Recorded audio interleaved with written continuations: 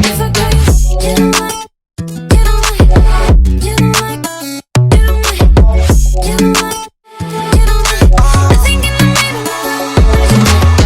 you don't like, you don't like, you don't like. Hello everyone. Last week episode 4 के and में हमने एक Cliff hanger देखा था, जिसके बाद इस वीक जो एपिसोड 5 आया उसमें भी हमें क्या देखने को मिला, एक और क्लिफ हैंगर।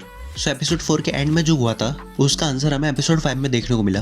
तो टीवीए में सब कुछ रिसेट हो गया और सभी लोग अपने अपनी टाइमलाइन में खींचे चले गए, लेकिन लोकी के साथ ऐसा नहीं हुआ, वो अभी भी टीवीए में। तो ऐसा क्यों? तो आपको याद होगा कि एपिसोड 1 में लोकी टाइम स्लिप कर रहा था, जिसके लिए ओबी ने एक सॉल्यूशन बताया था, जिसके बाद लोकी अब टाइमलाइन में एग्जिस्ट ही नहीं करता कहीं।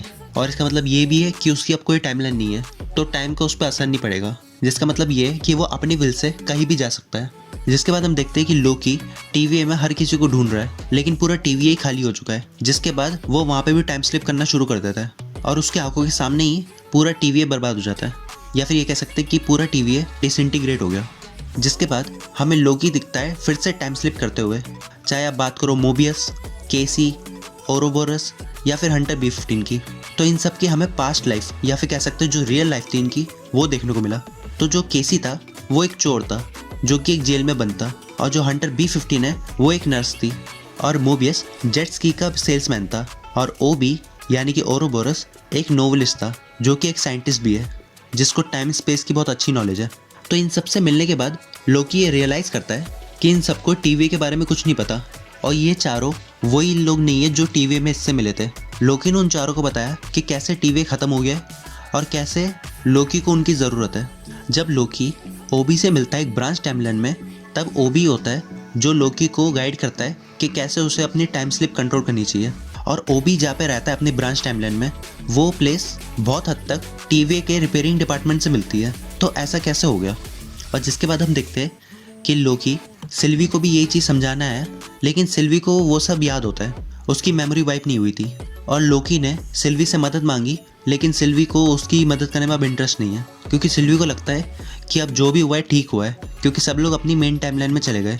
पर सिल्वी को इस चीज़ का रियलाइज़ तब होता है जब उसकी खुद की टाइमलाइन डिसइंटीग्रेट हो गई थी। जिसके बाद एंड में वो भी लोकी की टीम में आ जाती है। फिर एंड में हम क्या देखते हैं कि जितने भी लोग थे, चाहे वो आप केसी की बात करो, ओबी, हंटर B-15, मोबियस या फिर सिल्वी, जो अपनी अपनी टाइमलाइन में थे, उन सब की टीम जो बनाई थी लोकी ने, वो सब भी एक एक करके डिसइंटीग्रेट हो रहे हैं। जिसके बाद लोकी एक फाइनल ट्राई करता है टाइम स्लिप कंट्रोल करने का, जिसमें वो सक्सेसफुल हो जाता है। जिसके बाद हम क्या देखते हैं कि लोकी अब टाइम स्लिप को कंट्रोल कर सकता है और वो किसी भी टाइम में जा सकता है अपने। और हम एंड में देखते हैं कि लोकी टाइम स्लिप करके उस टाइम पे जाता है जब विक्टर टाइमली डिसइंटीग्रेट होने वाला होता है, और इसी के बीच में एपिसोड एंड हो जाता है। और ये क्लिफ हैंगर पिछले एपिसोड के क्लिफ हैंगर से भी डेंजरस था, और ये एपिसोड कह सकते हैं कि ये लोकी की टीम की ओरिजिन स्टोरी थी। लेकिन एक चीज़ अभी भी समझ नहीं आई है कि टीवीए में काम करने के लिए इन्हीं लोगों को क्यों चुना, क्योंकि इन सब का प्रोफेशन अलग है, इन सब की एज अलग है, और इन सब की स्टोरी भी डिफरेंट टाइमलाइन में टेक प्लेस कर रही है। और एक बात और पता चली है कि लोकी का जो टाइम स्लिप है उसके बीच में गैप कितना है। तो आपने देखा होगा जब लोकी ओबी से मिला था तो उसने उसको टेम्पर्ड बनाने के लिए बोला था, जहाँ उसने बोला था कि मेरे पास कोई टेक या फिर इसकी नॉलेज नहीं है। तो लोकी ने उसको टीवीए की बुक दी थी, जिसके बाद उसको बोला था कि जल्द से जल्द वो ये टेम्पर्ड बनाए। जिसके बाद लोकी टाइम स्लिप करके पहुँचता है मोबियस के पास, जहाँ पे मोबियस से बात करते करते वहाँ पे ओबी भी आ जाता है, जिस पे लोकी शॉक्ड होता है और वो ओबी से पूछता है कि उसने इतनी जल्दी कैसे बना लिया टेम्पर्ड, जहाँ ओबी का कहना है कि ये जल्दी है, ये 18 महीने निकल चुके हैं, यानी कि 1.5 साल। तो इतना गैप था ओबी और मोबियस पे मिलने पे। तो ये बताता है कि लोकी जो टाइम स्लिप कर रहा है वो अपने विल से कर रहा है। तो ये चीज़ बताता है कि लोकी जब टाइम स्लिप करता है तो वो वहीं पे पहुंच रहा है जहाँ उसको पहुंचना चाहिए।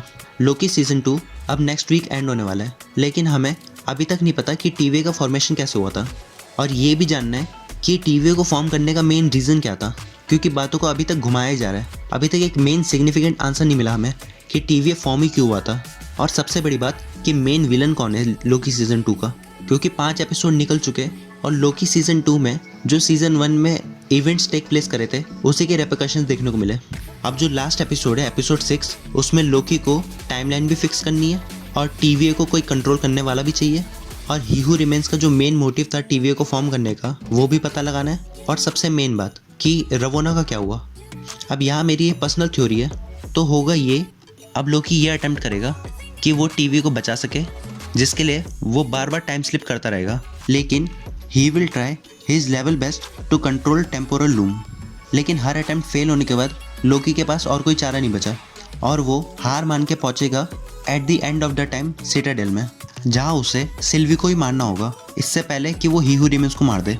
जिसके बाद ही हू रिमेन्स की जो जगह लेगा वो लोकी होने वाला है, क्योंकि इसका हिंट हमें सीजन 1 में भी देखने को मिला और सीजन 2 में भी, कि लोकी कैसे ट्राई कर रहा है कि वो TVA को बचा सके, और एट द एंड TVA को जो रूल करेगा वो होने वाला है Loki, because he knows it's the only option. So yeah, that's all for today. Thanks for watching guys. If I got you, you don't like